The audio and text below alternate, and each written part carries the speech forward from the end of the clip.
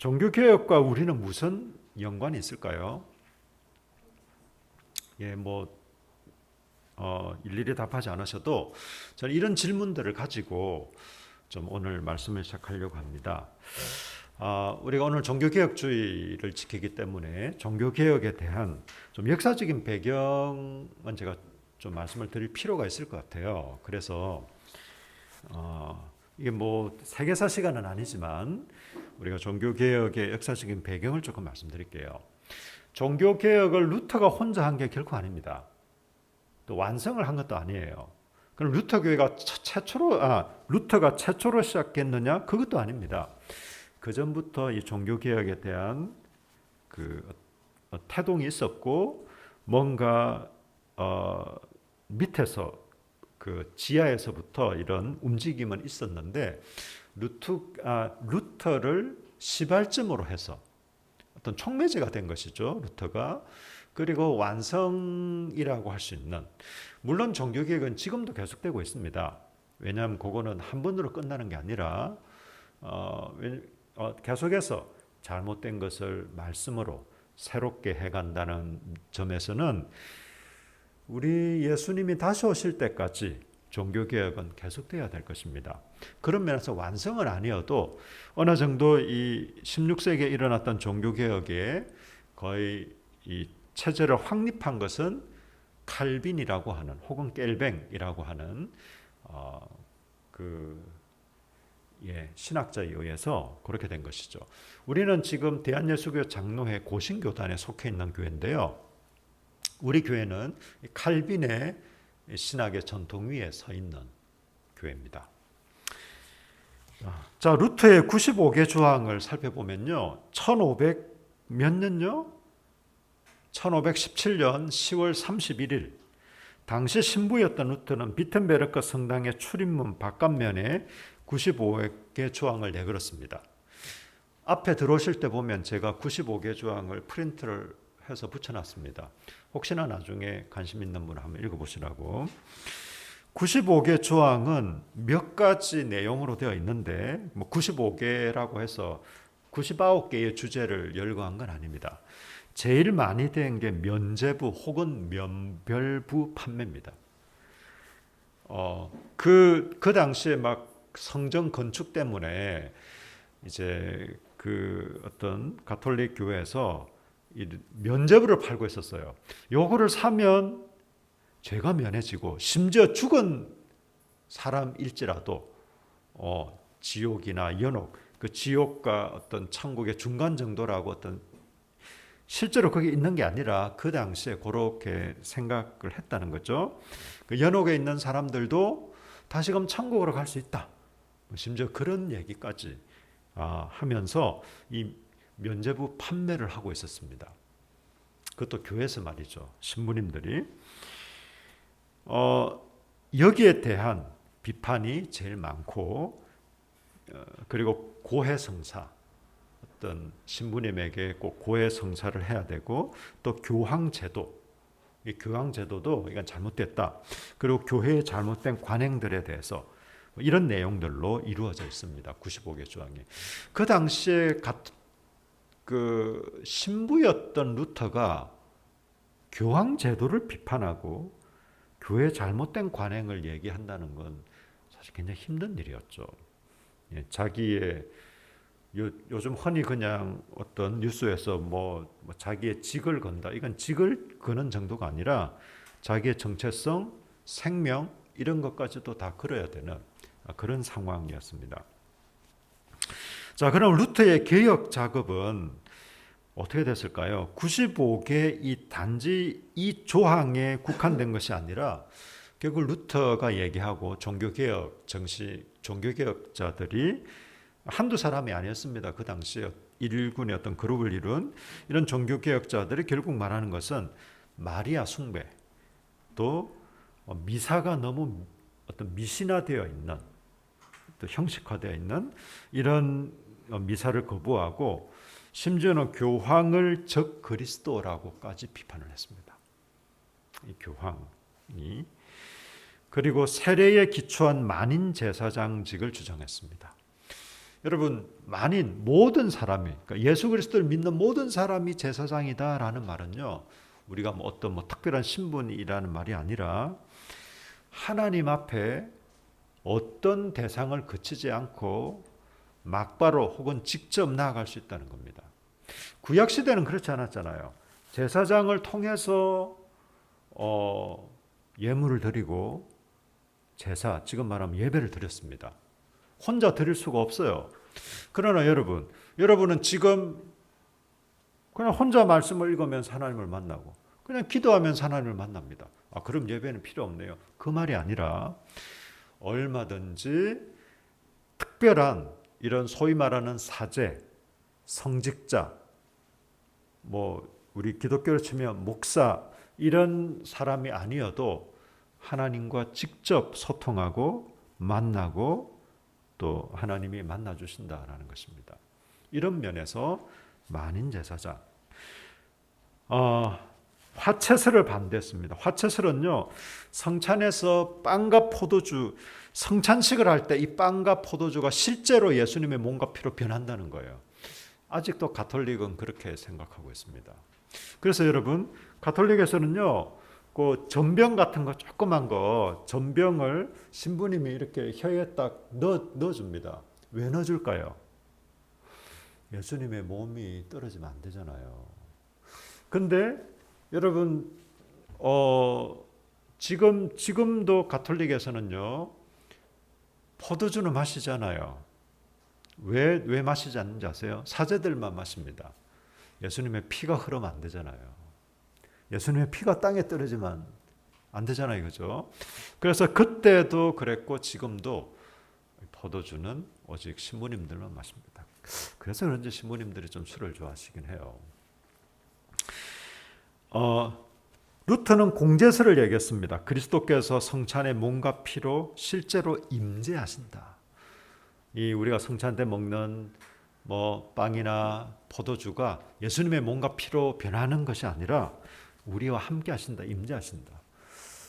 그럼 우리 개혁교회, 장로교회는 뭐라고 얘기할까요? 이건 그전에도 얘기했었고 다음에 또 기회가 됐으면 좀 더 그 부분에 좀 말씀드리겠습니다. 설교를 회복했습니다. 그리고 성례보다 설교를 회복하고 또 예배를 회복하는. 천주교에서는요, 물론 지금은 그래도 조금 나은데 지금도 설교에 그렇게 큰 중요성을 두지 않습니다. 이 미사라는 이 하나의 의식 자체를 굉장히 중요시하는데 이때 당시는요, 라틴어로 신부님들이 다 설교를 했어요. 사람들은 라틴어를 알았을까요? 이때는 문맹자들도 많았고요. 라틴어를 모르는 사람들이 대다수였습니다. 그러니까 설교를 해도 무슨 말인지를 몰라요. 여러분, 찬양대가 흔히 말하는 성가대 혹은 찬양대가 왜 생겼냐면 그 신부님과 수녀님들이 그 찬송을 했습니다. 왜냐하면 그냥 일반 여기 나와 있는 회중들은 찬송을 모르기 때문에 그분들이 특별히 불렀습니다. 그게 성가대 혹은 찬양대의 출발점이었습니다. 물론 지금은 그렇지는 않지만 출발점이 그랬다는 거죠.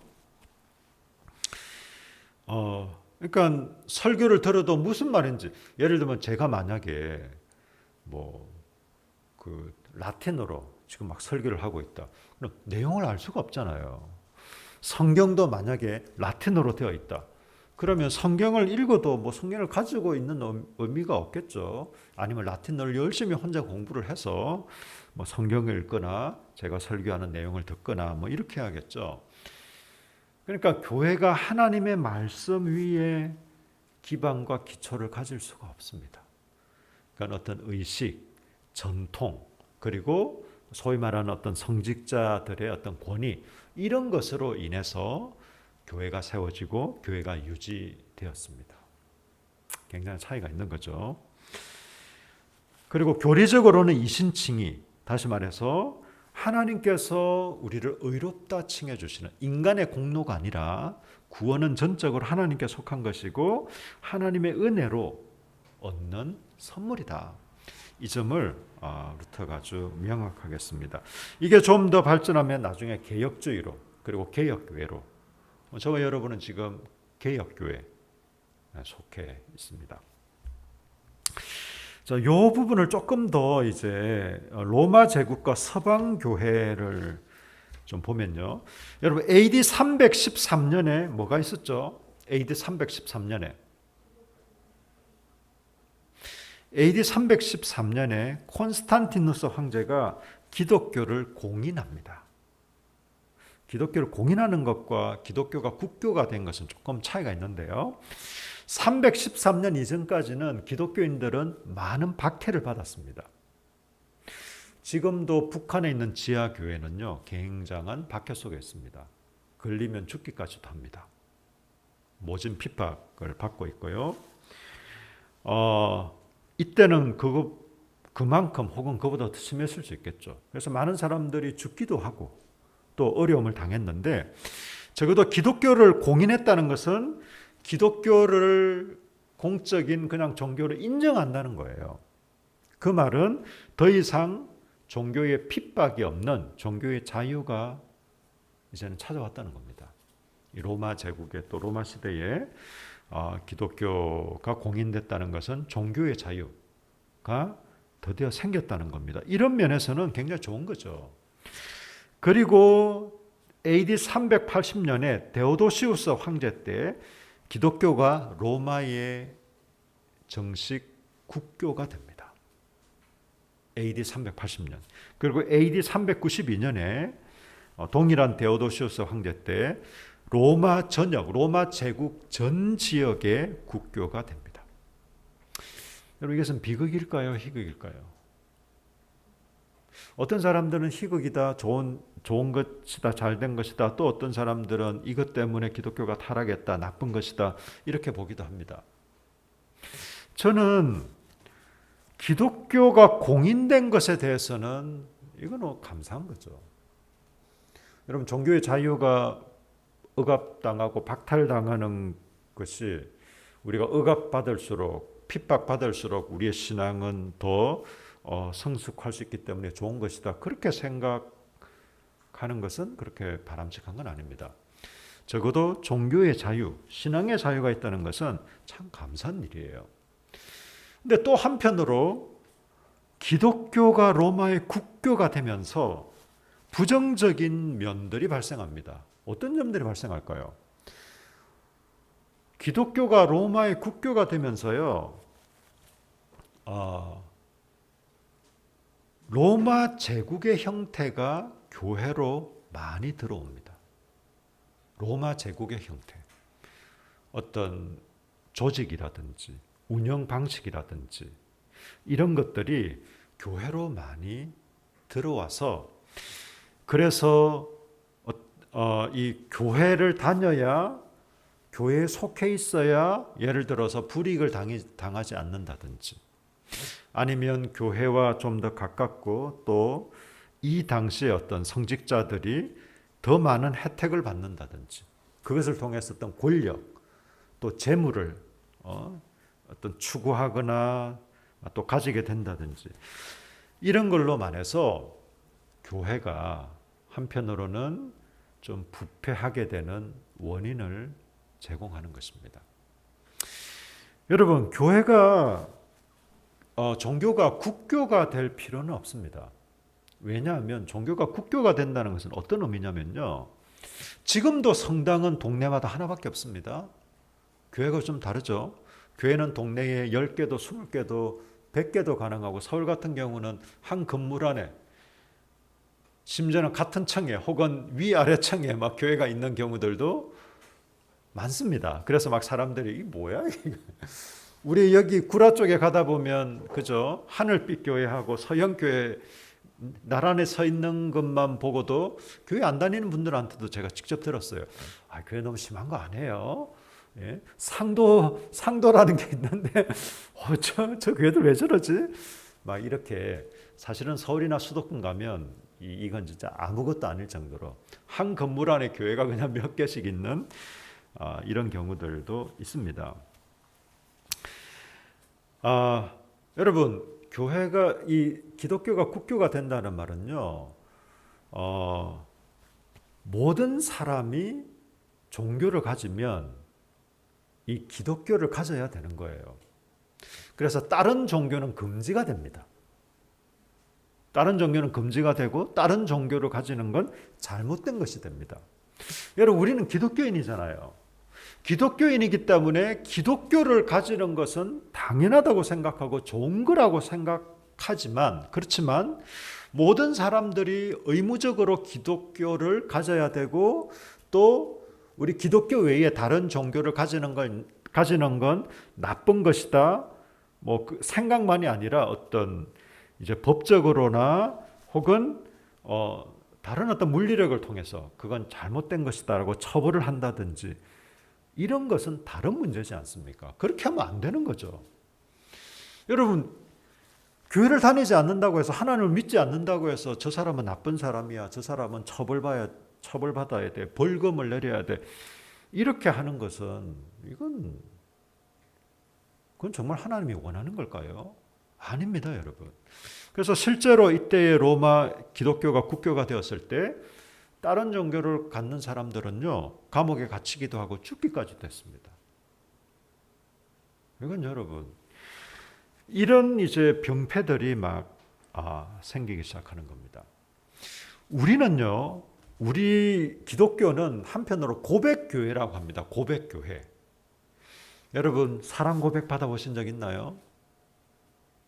서로 어떤 사귀는 남녀가 나 너 사랑해, 좋아해, 너는 내게 너무 소중한 사람이야, 이렇게 고백하잖아요. 그런 것처럼 우리를 고백교회라고 하는 게 뭐냐면, 나는 태어나면서부터 나는 이미 그리스도인이야, 혹은 나는 그냥 내가 이 나라에 살기 때문에, 기독교가 국교기 때문에 나는 그냥 태어나면서 신분, 우리 주민등록증 받듯이 그냥 나는 기독교인이야, 이게 아니라 내가 하나님을 나의 인격적인 결단을 통해서 하나님을 받아들이고 믿고 신뢰한다는, 의지한다는 그런 고백을 하는 그 사람들의 모임과 공동체가 교회라는 겁니다.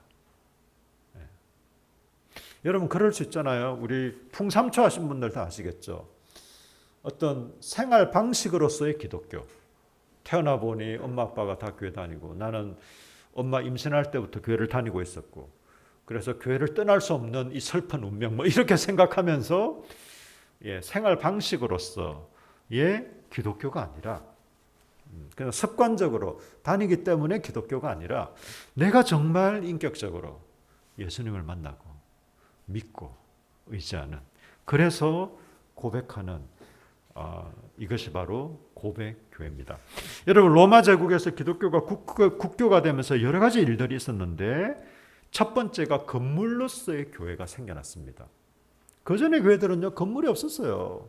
주로 가정교회들이었습니다. 가정에서 모였어요. 이때부터 건물이 생겨납니다. 건물을 짓습니다. 화려하고 웅장한 성당들이 생겨납니다.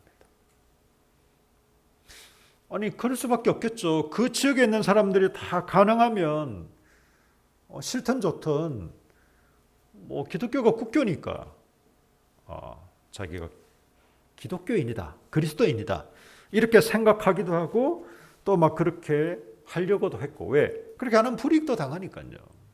내가 싫든 좋든 정말 예수님을 믿어서 정말 하나님을 믿기 때문에가 아니라, 내가 어쨌든 여기에 속해 있어야 되고, 내가 어쨌든 그 성당에 속해 있고 주기적으로 성당에 참여해야 최소한 불이익은 당하지 않는다, 이런 생각도 하는 거죠. 그리고 또 하나는요, 국가의 영향을 받는 교회.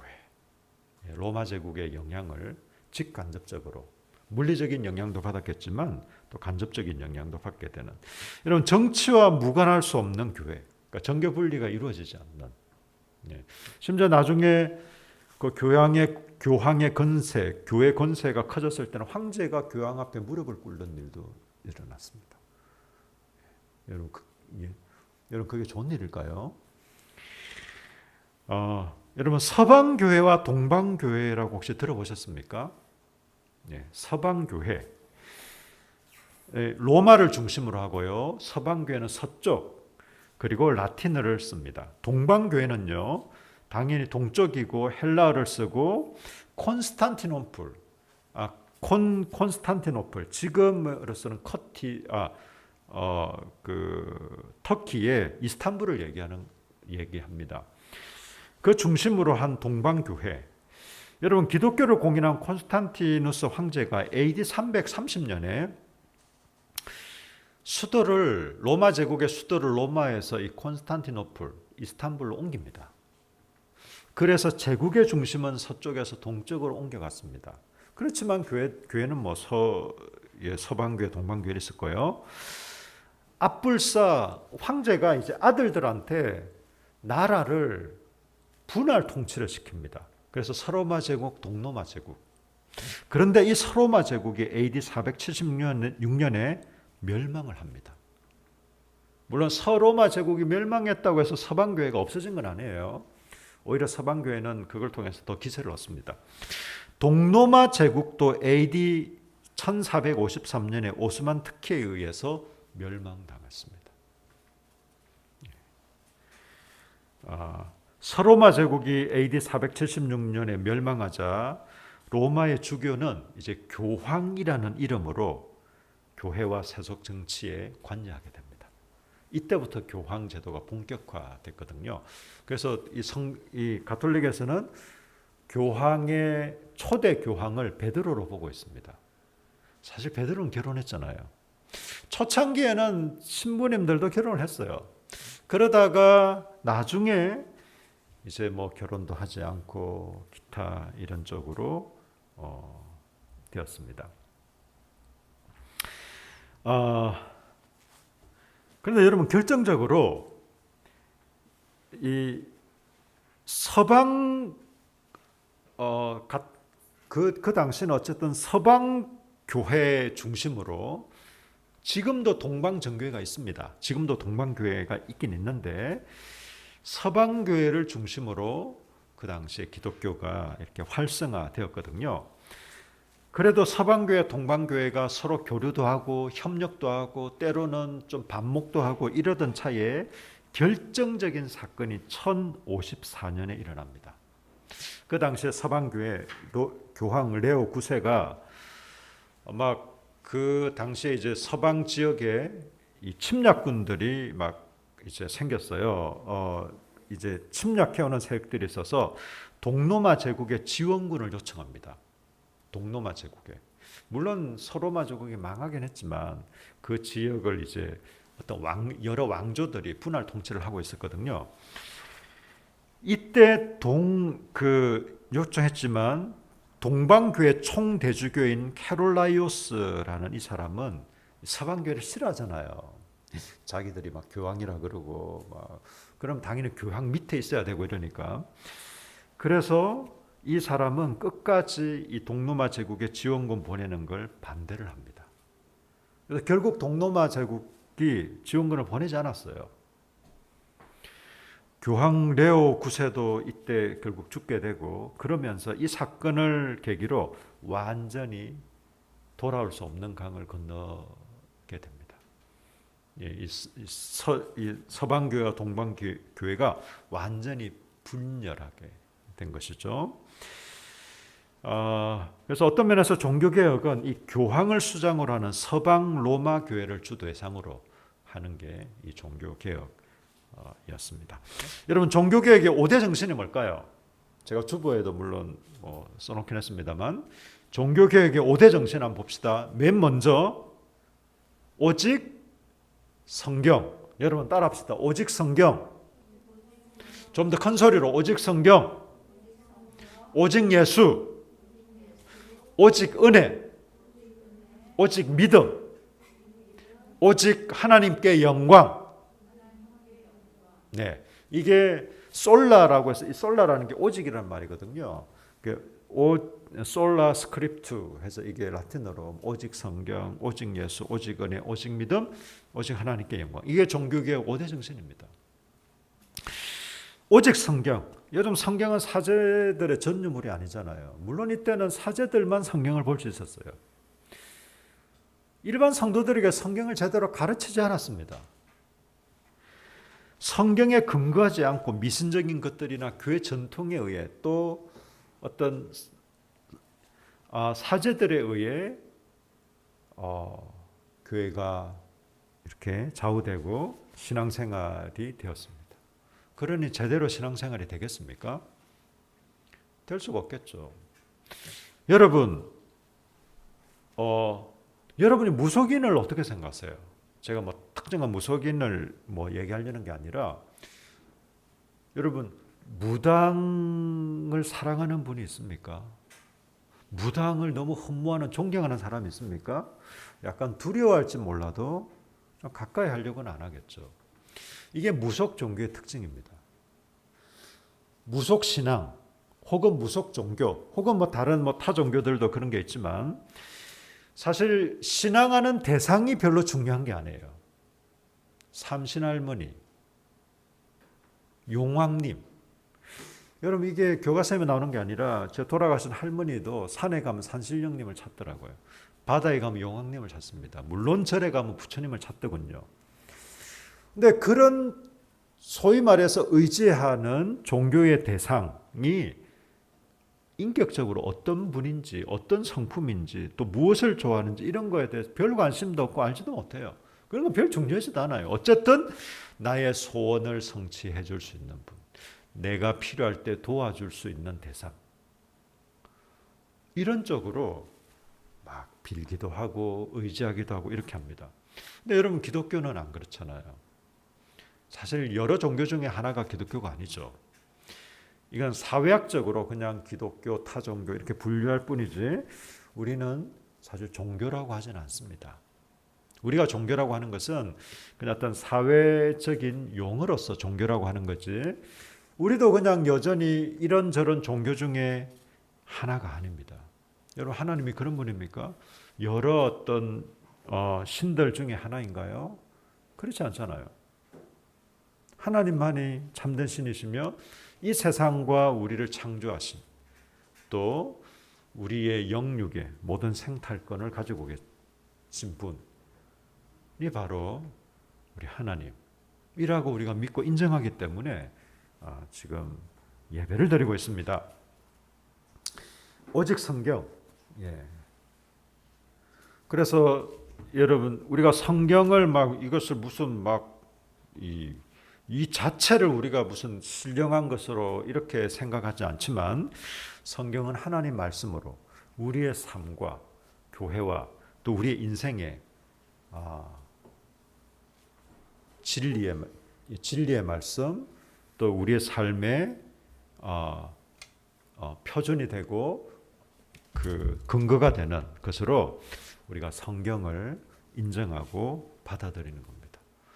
여러분 그래서 여러분의 인생을 하나님 말씀을 기반으로 우리 교회의 전통이나 아니면 사람들의 끼미나 혹은 담임 목사의 어떤 개인적인 철학이 아닌 하나님 말씀에 근거해서 우리가 신앙생활을 하고 교회가 세워지고 또 우리 자신이 또 우리 공동체가 성경의 가르침 안에 성경에 근거해서 우리가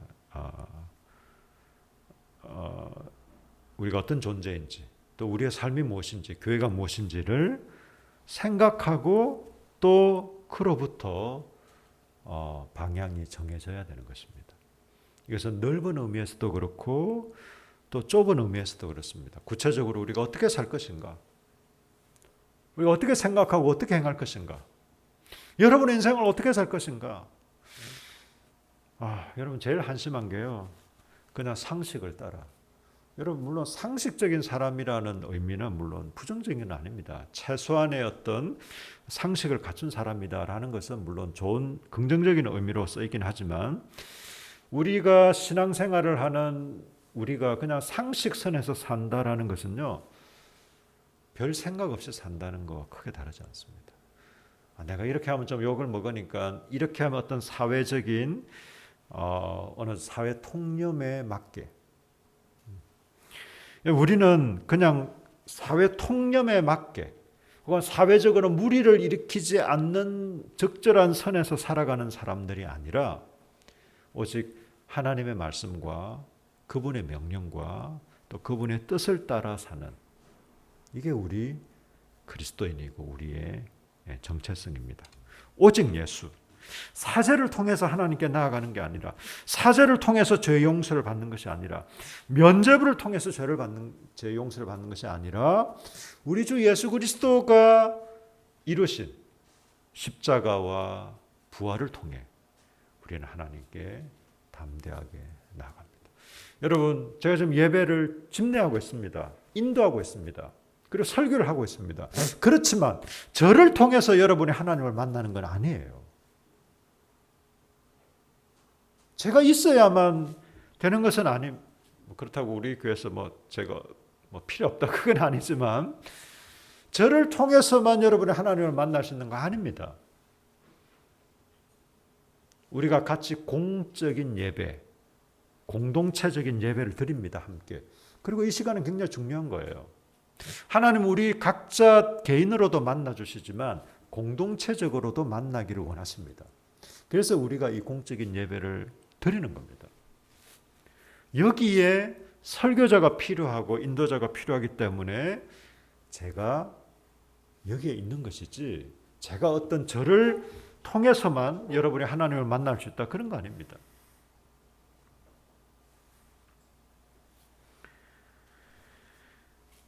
오직 예수, 그리고 오직 은혜, 인간의 공로가 아닌 오직 하나님의 은혜에 근거하고 의지해서 구원을 받는다. 이게 오직 은혜인 것이죠. 여러분, 사람의 행동이 중요하지 않나요? 중요합니다, 여러분. 우리의 삶이 중요하지 않나? 중요해요. 여러분의 말과 행동 굉장히 중요합니다. 어떤 사람은요, 말 때문에 진짜 미움받는 사람들이 있어요. 말을 참 미움받을 말을 하는 사람들이 있습니다. 미움받을 말을 행동하는 사람들이 있어요. 반대로 말 한마디를 하더라도 참 예쁜 말을 하는 사람들이 있어요. 행동 그지 하나라도 참 좋은. 그래서 여러분, 성경은 우리의 행동에 관심이 많아요. 너 하나님 믿어야 돼. 믿기만 하면 돼. 네가 어떤 행동을 하든, 네가 무슨 짓거리를 하든 그건 중요하지 않아 라고 성경은 얘기하지 않습니다. 우리가 하나님을 믿는다고 하면서 하나님을 믿지 않는 것처럼 행동하면요, 심지어 이런 말씀도 했어요. 사실은 네가 믿는 게 아니야. 네가 말로서는 내가 하나님을 믿는다 얘기하면서 네 행동을 보니까 그건 네가 하나님 믿는 거 아니네 라고까지도 얘기합니다, 성경은. 우리 행동 너무 중요해요. 그런데 우리의 행동을 통해서 우리가 구원받는 건 아니라는 거예요. 여러분이 선행을 하고, 여러분이 좀 더 교양 있는 삶을 살고, 여러분이 좀 더 품격 있는 생활을 한다고 해서 우리가 구원받는 게 아니라는 겁니다. 철저히 구원은 하나님의 은혜로, 구원받은 우리가 그 구원받은 삶에 합당하게 행동하기 위해서 우리가 거룩하고 진실하고 이런 삶을 살아야 한다라고 얘기하는 거지, 우리가 진실하고 우리가 경건한 삶을 산다고 해서 우리가 구원받는 건 아니다라는 겁니다. 오직 믿음, 율법을 행함으로 구원을 얻는 것이 아니라 오직 하나님이 허락하신 믿음의 법을 통해, 믿음이라는 수단을 통해서 우리는 구원을 얻고 하나님의 자녀가 되고 이 복된 삶을 살아가는 것입니다. 오직 하나님께 영광, 사제에게 영광을 돌리거나 교회 조직에게 영광을 돌리는 것이 아니라 영광은 오직 하나님께만 드리는 것이다. 여러분, 제가 아무래도 예배에 처음부터 시작까지 교회가 크거나 작거나 큰 차이는 없습니다. 주로 이제 설교자 또 목회자가 사회나 설교나 많은 걸 집전하기 때문에 제가 좀 이렇게 앞에, 적어도 교회에서는 좀 주목될 수밖에 없겠죠. 그렇지만 그렇다고 해서 어떤 목사님이 영광을 취하는 건 아닙니다. 또 취해서도 안 되고, 또 교회에서 영향력 있는 사람들이 있겠죠. 아주 교회를 위해 헌신하거나 또 재정적으로 많은 기여를 하거나 또 기타 참 교회에서 어떤 모범을 보이거나 이런 분들이 나름대로 그 교회 공동체에서 귀하게 여김도 받고 또 영향력도 있겠지만, 또 그런 분들에게 영광을 돌리는 것도 아닙니다. 우리가 그런 분들을 한편으로는 칭찬해야겠지만 좀 조심해야 돼요. 너무 그렇게 막 드러내놓고 혹은 그 사람의 어떤 공로를 막 이렇게 칭송하고 하는 것은 그렇게 바람직하지 않아요. 저는 제가 정치인들이 한 번씩 교회에 올 때 나 왜 소개를 하는지 모르겠어요. 서로 대통령이 왔다 하더라도 글쎄요, 뭐 처음 오신 분이라 새로운 분 정도인 건 몰라도 국회의원이 왔다고 해서 오늘 뭐 여러분 국회의원이 왔다고 해서 이 자리가 빛납니까? 진짜 웃기는 일입니다. 웃기는 일. 대통령이 이 자리에 온다고 이 자리가 빛납니까? 무슨 그런 개벽다귀 같은 얘기가 있습니까?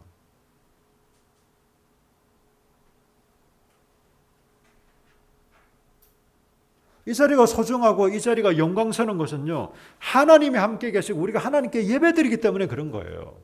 어떤 특정한 사람이 오고 안 온다, 이게 뭐 저희 교회는 뭐 딱히 오지도 않네요. 오지도 않지만 서로 온다 하더라도 그냥 다른 사람이 오는 것하고 별 차이 없는.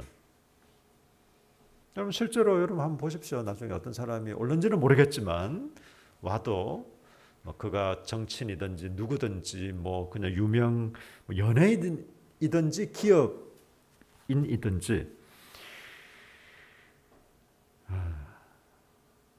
참 너무 웃기지도 않는 일들이 교회 가운데 종종 나타납니다. 어쨌든 오직 하나님께 영광, 하나님을 높이고 그분을 칭송하는데 우리 교회의 모든 주안점, 방향성이 맞춰져 있습니다. 여러분 종교개혁의 궁극적인 핵심은요, 한 세 가지로 나눌 수 있습니다. 물론 이 종교개혁의 5대 정신 속에도 잘 녹아져 있지만요. 여러분 우리가 오늘 읽을 말씀 한번 보실까요? 다시 한번 읽겠습니다. 디모데후서 3장 16절과 17절 우리 같이 한번 읽을까요? 3장 16절과 17절 시작. 모든 성경은 하나님의 감동으로 된 것으로 교훈과 책망과 바르게 함과 의로 교육하기에 유익하니 이는 하나님의 사람으로 온전하게 하며 모든 선한 일을 행할 능력을 갖추게 하려 함이라. 아멘. 여러분 모든 성경은 하나님의 감동으로 된 것으로. 이때 감동이란 말은 그 원어는요 bless입니다. bless. 하나님의 숨결로 된 것입니다. 그래서 여러분 우리가 하나님의 말씀을 읽을 때 묵상할 때 들을 때 우리의 영혼이 소생하는 이유가 여기 있습니다. 모든 말씀은 하나님의 숨결. 그냥 이게 그냥 하나의 뭐 그냥 글로 그치는 것이 아니라 우리의 영혼이 우리 영혼 속에 이 하나님 말씀이 그렇죠. 제일 중요한 종교개혁의 궁극적인 핵심은요 성경으로 돌아가는 것입니다. 저는 성경주의를 얘기하는 게 아닙니다. 그냥 하루 종일 그냥 일주일 내내 우리 성경만 공부하자 이게 아니라 우리의 삶의 원칙, 우리의 삶의 방향성, 우리의 구체적인 삶의 방식, 또 우리 교회가 어떤 교회의 그 세워지는 모든 근거와 방식이 하나님 말씀에 성경에 기반하고 성경에 의해 영향을 받고 결정되어야 된다 이겁니다. 여러분 그래서 여러분 보십시오. 모든 성경은 하나님의 감동으로 된 것으로 교훈과 책망과 바르게 함과 의로 교육하기에 유익하다라고 얘기하고 있습니다. 여러분 교훈을 합니다. 교훈을 하는 게 꼭 뭐 윤리적이고 도덕적인 것만을 얘기하는 것이 아니라 우리가 어떤 인생을 살아야 될 것인가, 우리가 어떤 존재가 되어야 될 것인가, 구체적인 삶의 방식이 어떠해야 할 것인지에 대해서 교훈하고 있습니다. 성경은 가르쳐주고 있다는 거예요. 우리가 벗어났을 때 어떻게 합니까? 책망을 하는 겁니다. 우리가 뭐 예를 들어서 여기서 언양을 향해 가고 있다가 잘못 길을 좀 벗어날 수 있잖아요. 그럴 때 얘기하는 겁니다. 그 길로 가면 언양을 못 가. 그 길로 가면 잘못된 길이야. 책망을 하는 겁니다. 여러분 그래서 우리가 하나님 말씀을 들을 때 말씀에 찔리는 것이 있다. 그건 너무 당연한 거예요. 여러분의 성경을 읽거나 묵상하거나 공부할 때 말씀에 찔림이 있는 거다 당연한 거. 만 찔림이 없다. 이상한 겁니다, 여러분. 여러분의 양심이 없어졌든지, 여러분의 영혼이 하나님과 상관이 없든지, 교훈과 책망과 이 책망을 하고 내가 잘못 벗어났네? 그럼 다시금 바르게, 다시금 제 위치로, 다시금 올바른 길로 걸어가게 하는 것입니다. 이게 바르게 하는 거예요. 그리고 계속해서 의로 교육하는 겁니다. 이게 뭐 의인이 된다 이게 아니라 하나님의 말씀으로 우리가 계속 하나님의 자녀로 합당한 삶을 살아갈 수 있도록 계속해서 바르게 되어서 이 의로 교육하는, 이게 성경, 하나님 말씀이 우리에게 주는 의미입니다. 이렇게 하면 어떻게 된다고요? 17절에 보니까 이는 하나님의 사람으로 온전하게 하며 모든 선한 일을 행할 능력을 갖추게 한다. 이때 온전하다는 게 완전한 게 아닙니다, 여러분. 퍼펙트한, 어떤 실수나 결함도 없는 그런 말이 아니라 우리를 하나님의 자녀로 성숙하고 성장시키는, 온전케 하는, 아주 성숙한 사람으로 만든다라는 의미에서 온전함, 그리고 모든 선한 일을 행할 능력을 갖추게 한다. 우리가 선한 일을 행할 수 있도록 우리를 인도하고 이끄신다라는 겁니다. 무엇이요? 모든 성경이, 하나님의 말씀이. 여러분, 이 성경이 말하는 궁극적인 가르침, 지엽적인 가르침은 여러 가지가 있죠. 우리의 예배 생활, 우리의 사회 생활, 우리의 결혼 생활, 우리가 이 21세기의 한국 사회의 한 시민 사회 일원으로 어떻게 살아가야 될지, 우리의 친구 생활, 또 우리의 어떤 여가 생활, 또 우리 직장에서의 어떤 직장 생활, 또 친구 관계, 기타 여러 가지 세세한 부분들이 있지만 성경이 말하는 또 이런 궁극적인 가르침은 결국은 성경은 공동체적인 삶을 말하고 있습니다. 여러분, 성경은 우리 개인, 너 한 사람 구원하기 위해서 내가 예수 그리스도를 십자가에 못 박았다 이렇게 말하지 않습니다. 성경은 우리 교회 공동체를 말하고 있고 공동체적인 삶을 살아갈 것을 말하고 있습니다. 구체적으로, 실제적으로. 여러분, 그래서 우리가 그리스도인으로 이 시대에 살아간다는 것은요, 종교개혁의 정신을 따라서 우리가 살아간다는 것은요, 교리적인 올바른 말씀을 따른 올바른 교리, 또 생활적으로 우리가 하나님을 믿는다고 하면서 어떤 부패하고 안락하고 태폐적인 혹은 이 세상 향락을 따르는 이런 생활이 아니라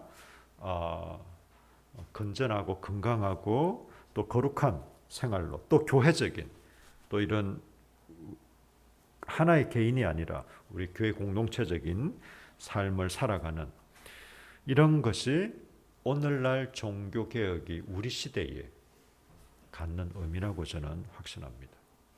여러분, 교리적으로 여러분 하나님 말씀을 들을 때 여러분 귀 기울여 잘 들으십시오. 제가 저의 개인 의견을 여러분께 말씀드리고 싶지 않습니다. 물론 오늘은 종교개혁주일이라 제가 좀 역사적인 이런 맥락들을 좀 많이 할애하곤 했지만, 여러분 제가 저의 개똥 철학을 여러분에게 말하지 않습니다. 이 자리에서 목사가 개인적으로 만나서 얘기할 때는 이런저런 얘기들도 할 수 있지만 내 취미생활은 어떻고 뭐가 좋고, 여기 설교자가 자기의 개똥 철학을 얘기한다면요, 정말 나쁜 사람이에요. 그 사람은 목사도 아닙니다, 한마디로. 여러분, 제가 하나님 말씀을 여러분에게 선포하고 가르치고 또 어떤 의미에서 전달할 때 여러분 분별하십시오. 제가 하는 얘기라고 100% 다 진리라고 받아들이지 마십시오. 그럼 뭐야? 목사님 말씀을 의심의 눈초리로, 그게 아니라 여러분 올바로 분별하십시오. 이 말씀이 정말 하나님의 말씀인가? 이게 성경의 기초에서 올바른가? 여러분 분별하시고 그리고 이게 하나님의 말씀에 근거하고 또 하나님의 말씀에서 벗어나지 않는 것이라면 여러분이 기쁜 마음으로 받아들이시고 순종하십시오. 저는 여러분의 길을 즐겁게 하기 위해서 이 설교를 하지 않습니다. 그러니까 뭐 들을 만한 설교를 하기 위해서 저는 말하고 있지 않습니다. 이게 여러분의 생명과 여러분의 인생과 또 여러분의 하나님 기뻐하시는 올바르고 합당한 복된 삶의 길이라고 확신하기 때문에 제가 이렇게 설교를 하고 있는 겁니다. 어쨌든 하나님의 말씀에 근거하고 하나님의 말씀에 위배되는 것이 아니라면 여러분이 기꺼이 받아들이시고 또 좋은 마음으로 감사한 마음으로 여러분 기꺼이 순종하시기 바랍니다.